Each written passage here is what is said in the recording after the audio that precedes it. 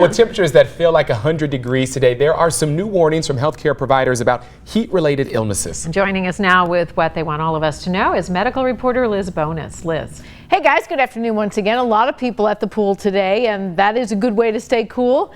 But tonight, even as you heard Brandon mention, when you're out in celebrations, it will likely stay really hot.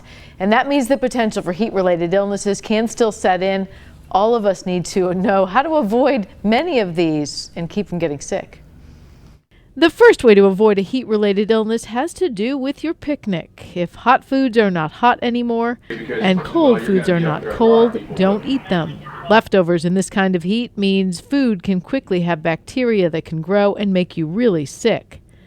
Next up, the temperatures. Specialists at the Cleveland Clinic that supplied this video say know the early warning signs you are overheating. Heat cramps usually start with cramping in large muscles.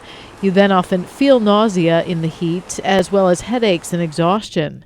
If you get confused or you stop sweating, seek medical attention immediately. Finally, dehydration. The very young and the very old are most at risk for this complication.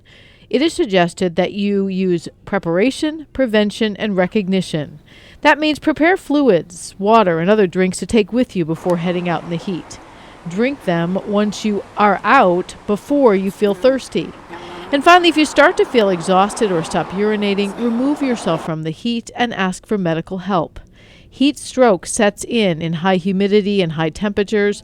When your body reaches 104 degrees, you cannot treat that on your own.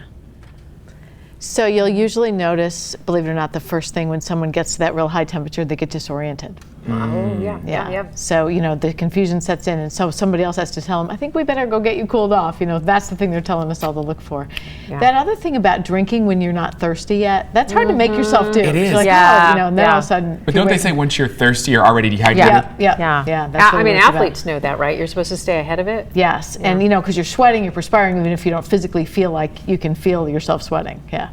And horses sweat, men perspire, and women glow. Let's just clear that up, okay? Shout out to you. You didn't tell people really that salad in there today. is actually one that you prepared. I had some. It was delicious. We had the picnic. You missed my Waldorf Where salad. was I? Except it was. I was coming in late. I was coming in late from the It roof. was Waldorf salad rather than Waldorf because it was almonds. But yes, so that was my salad there. It's very tasty. Practicing that. Maybe there's some left out there. Probably you can get some in between shows. Make sure it's still cold. I do have a break. And we'll be back at 5:30. We spent some time today with a family in Union that was given the gift of life. She says newfound independence. Aww. Yeah. You're tugging at our hearts today, Liz. We'll see you then.